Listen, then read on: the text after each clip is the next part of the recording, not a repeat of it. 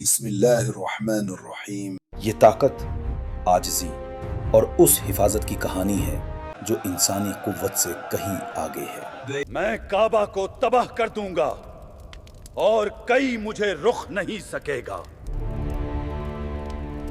ایک شہر جسے انسانوں کی طاقت سے خطرہ تھا مگر اللہ کی مرضی سے محفوظ رہا۔ حضرت محمد صلی اللہ علیہ وآلہ وسلم کے زمین پر تشریف لانے سے بہت پہلے مکہ ایک پناہ گاہ کے طور پر قائم تھا۔ شہر میں کعبہ لوگوں کے لیے جمع ہونے، عبادت اور امن کی جگہ تھی۔ دور دراز سے مسافر برکات اور ہدایت کی تلاش میں آتے تھے، مگر دور کہیں ایک عظیم فوج تیار ہو رہی تھی۔ ہاتھیوں کی قیادت میں، جن کے دانتوں پر لوہا اور زنجیریں تھیں، سپاہی ڈھالوں اور ہتھیاروں کو درست کر رہے تھے۔ صحرا میں ڈھول کی آوازیں گونج رہی تھیں اور افق ان کے قدموں کے بوجھ سے لرز رہا تھا۔ یہ سورۃ الفیل کی کہانی ہے۔ ابرہہ الاشرم یمن کا گورنر تھا۔ اس نے ایک شاندار گرجا گھر تعمیر کیا جو غرور اور تکبر کی یادگار تھا۔ وہ چاہتا تھا کہ عرب کے حاجی مکہ کے بجائے اس کے مندر کا طواف کریں، مگر جب قبائل نے اس کے مندر کو نظر انداز کر کے مکہ کا حج جاری رکھا تو وہ غصے سے بھر گیا۔ اس نے قسم کھائی کہ کعبہ کو ہی تباہ کر دے تاکہ لوگوں کے دلوں سے اس کا احترام مٹ جائے۔ فوج کو تیار کرو، ہاتھیوں کو آگے کرو۔ اگر ان کا مقدس گھر کعبہ لوگوں کے دل کھینچتا ہے تو میں اسے زمین بوس کر دوں گا۔ چنانچہ اس نے ہزاروں سپاہی اور بلند و بالا ہاتھی جمع کیے، ان جیسے عرب نے کبھی نہ دیکھے تھے۔ ان کے قدموں سے زمین لرزتی تھی۔ جب وہ مکہ کی طرف بڑھے تو ان کے پیچھے گرد و غبار کے بادل اٹھ رہے تھے۔ مکہ کے لوگ خبر سن کر خوفزدہ ہو گئے۔ اس سے پہلے کبھی اتنی بڑی فوج ان کے شہر کے قریب نہ آئی تھی۔ کئی لوگوں نے اپنے گھر چھوڑ کر پہاڑوں کی پناہ لی۔ ان کے سردار عبد المطلب، نبی صلی اللہ علیہ وآلہ وسلم کے دادا، نے اپنے لوگوں کے خوف پر غلبہ پایا۔ وہ اپنی عزت، دانائی اور ایمان کے لیے مشہور تھے۔ جب ابرہہ کی فوج نے شہر کے قریب ڈیرے ڈالے تو عبد المطلب نے اس سے آمنے سامنے ملنے کا فیصلہ کیا۔ تم مجھے کیوں تنگ کرتے ہو؟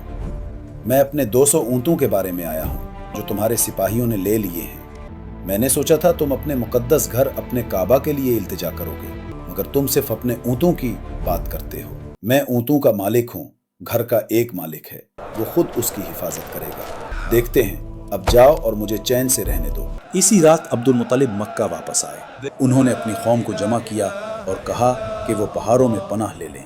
پھر وہ کعبہ کے سامنے کھڑے ہوئے ہاتھ اٹھائے دعا کرنے لگے، اے اللہ، اپنے گھر کو ان لوگوں سے بچا جو اسے نقصان پہنچانا چاہتے ہیں۔ اس کی حرمت صرف تیرے ہی اختیار میں ہے۔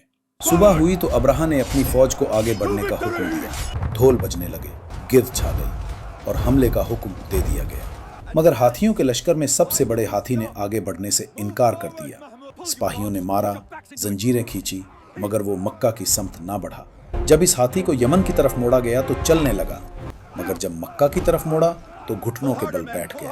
اور پھر آسمان سے ایک غیبی لشکر نازل ہوا، ننھے ننھے پرندے جن کے پنجوں میں پکی مٹی کے پتھر تھے، اللہ کے حکم سے آئے۔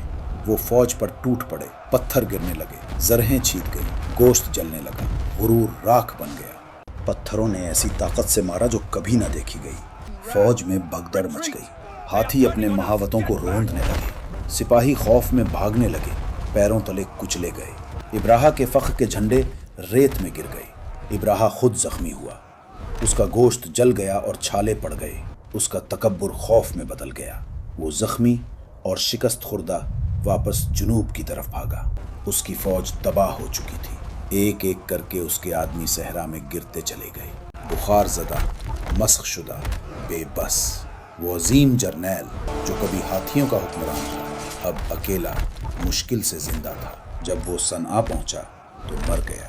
اس کا ہوس اور غرور اسے بربادی کی طرف لے گئی۔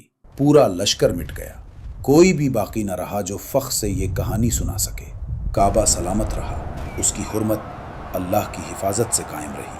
مکہ کے لوگ اس معجزے کو نسلوں تک بیان کرتے رہے۔ انہیں معلوم تھا کہ کوئی دیوار، کوئی تلوار، کوئی فوج اس کعبہ کی حفاظت نہیں کر سکتی جو صرف اللہ ہی بچا سکتا ہے۔ پتھروں نے ایسی طاقت سے مارا جو کبھی نہ دیکھی گئی۔ اور دہائیوں بعد جب نبی صلی اللہ علیہ وآلہ وسلم کی ولادت ہوئی، اللہ نے ایک सूरत नाजिल फरमाई ताकि इंसान उस दिन को याद रखें। ये सूरतुल फील अल्लाह की हिफाजत की एक अबदी निशानी बन गई।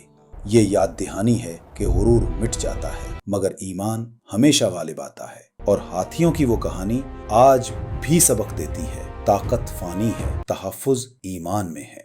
जब गुरूर बढ़े तो उस लश्कर को याद करो जो अल्लाह की छोटी सी मखलूक के हाथों तबाह हुआ। अगर कोई आपके खौफ दिल में उतरे तो याद रखो, कोई ताकत अल्लाह की मर्जी के आगे नहीं ठहर सकती। ए ईमान वालों, साबित कदम रहो, आजिज बनो और अल्लाह पर भरोसा रखो। जिसने अपने घर की हिफाजत फरमाई वो अपने रास्ते पर चलने वालों की भी हिफाजत करेगा। कुछ फतूहात इंसानों से नहीं बल्कि ईमान से हासिल होती हैं। ये हमें सूरतुल फील सिखाती है।